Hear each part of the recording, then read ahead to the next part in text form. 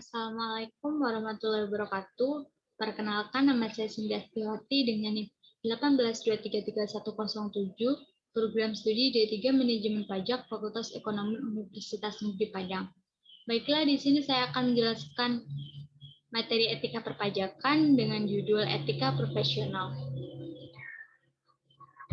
Etika profesi. Etika profesi adalah suatu sikap hidup yang bertujuan untuk dapat memberikan suatu pelayanan yang bersifat profesional terhadap masyarakat. Etika profesi itu dilakukan dengan keahlian atau keterampilan dan pengetahuan yang dimiliki. Pekerjaannya dilakukan dengan penuh tanggung jawab. Segala pekerjaan dilakukan dengan penuh tanggung jawab. Jika kita memiliki etika dalam menjalankan tugas dari jabatan kita, maka hal tersebut berarti kita telah menyadari etika dari profesional. Dengan adanya prinsip di dalam diri yang bersifat menjunjung tinggi pekerjaan dan kepentingan orang lain, maka secara tidak langsung telah mencerminkan pribadi yang berkarakter. Prinsip etika profesional. Yang pertama, prinsip tanggung jawab. Setiap tenaga kerja yang profesional harus bekerja dengan rasa tanggung jawab yang besar sehingga hasilnya bisa maksimal. Dengan adanya rasa tanggung jawab dalam menjalankan suatu pekerjaan, maka bisa dinilai suatu perusahaan memiliki sumber daya manusia yang berkualitas. Yang kedua, prinsip keadilan. Tiap tenaga kerja harus mengedepankan keadilan. Pegawai profesional tidak akan mencari kemudahan untuk kepentingan sendiri.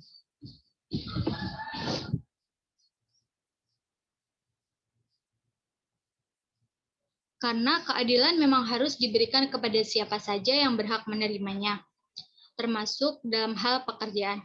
Seseorang profesional harus menyelesaikan pekerjaannya dengan sendiri dan mandiri dan tidak melimpahkan tanggung jawabnya kepada orang lain. Pegawai yang profesional juga tidak akan mencari kemudahan untuk kepentingan diri sendiri karena adanya karakter adil yang dimilikinya. Yang ketiga, prinsip otonomi. Jika seseorang bekerja dan memiliki suatu jabatan, berarti orang tersebut memiliki wewenang dalam menjalankan pekerjaan. Wewenang tersebut harus dijalankan sesuai dengan kode etik yang dimiliki sebagai seorang profesional. Dengan demikian, maka setiap tugas yang ada dapat dilaksanakan dengan baik. Yang keempat, prinsip integritas moral. Kualitas moral dilakukan secara konsisten karena dalam melakukan pekerjaan dan tanggung jawab harus memiliki komitmen. Moral yang demikian yang akan membawa seseorang untuk siap bekerja dengan baik dan selalu mengutamakan kepentingan bersama. Manfaat etika profesi. Manfaat etika profesi yang pertama memastikan profesionalisme. Yang kedua, meningkatkan tanggung jawab. Yang ketiga, sistem kerja yang tertib. Keempat, meningkatkan produktivitas dan efektivitas kerja. Kelima, melindungi hak paten. Keenam, mencegah campur tangan pihak lain. Ketujuh, membangun menyelesaikan masalah. Dalam etika profesi, kita memerlukan skill, yaitu skill yang diperlukan yang pertama, tingkat kepekaan.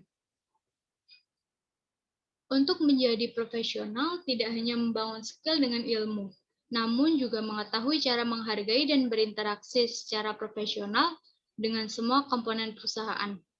Yang kedua, pola pikir dan sikap positif. Dalam menghadapi suatu masalah penting untuk mengacu pada etika profesi sesuai dengan peraturan. Dalam menghadapi masalah secara profesional,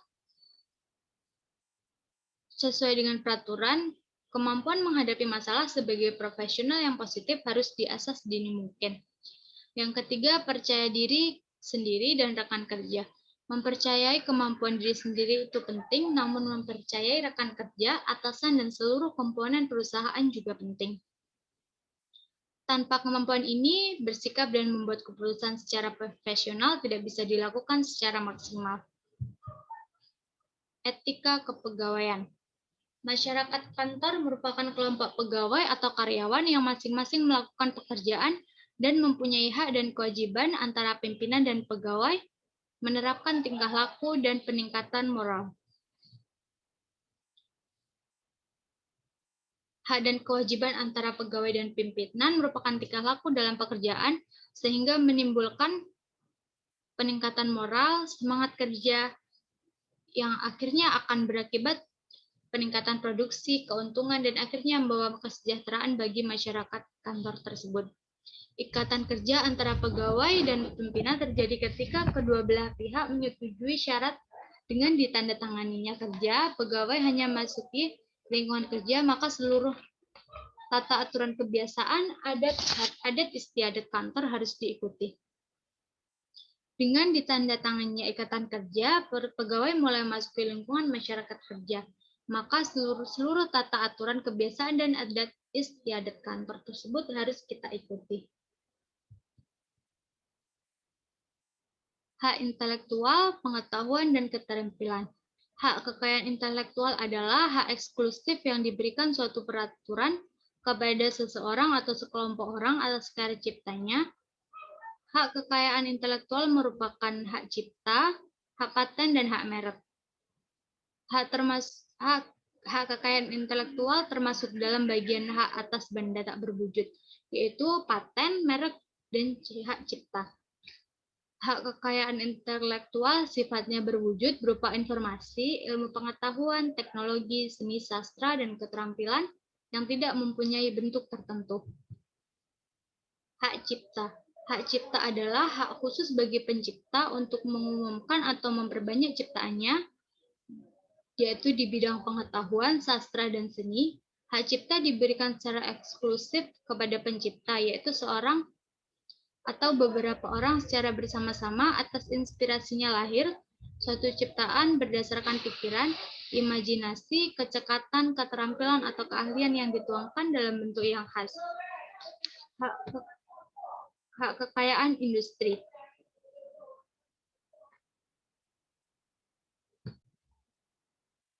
Hak kekayaan industri.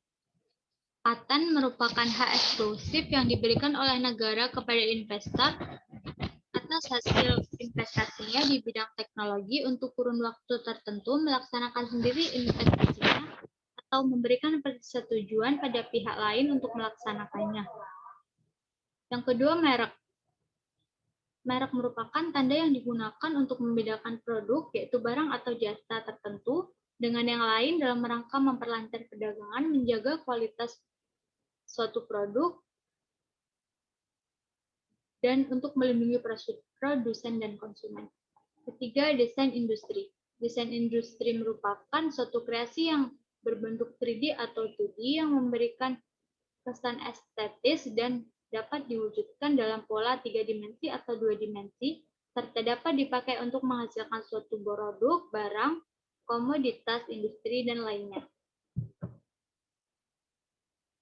Selanjutnya saya akan membahas contoh kasus tentang etika profesional, yaitu terjadi pada PT Tiara Dewantara Group yang diduga menggelapkan pajak periode 2005 dan 2006 dengan modus menyiutkan nilai omset perusahaan dan pembukuan ganda atau double accounting.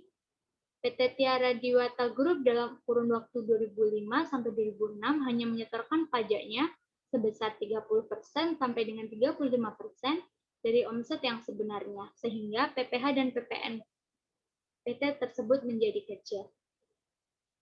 PT Tiara Dewata Group menggunakan jasa konsultan pajak. Jadi etika yang dilanggar oleh PT Tiara Dewata Group adalah yang pertama, prinsip integritas atau kejujuran, di mana perusahaan tersebut tidak melaporkan pajak sesuai ketentuan dan tidak melaporkan pajaknya sesuai dengan sebenarnya.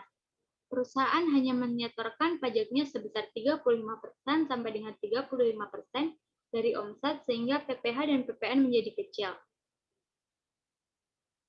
Yang kedua, prinsip keadilan. Perusahaan tersebut melakukan double accounting di mana penjualan sesi kedua yaitu sore dan malam tidak dilaporkan dalam SPT. Yang ketiga, prinsip independen. Apabila PT Tiara Dewata Group menggunakan konsultan pajak, maka bisa dipastikan perusahaan dan konsultan bekerja sama untuk menetapkan pajaknya sehingga tidak independen.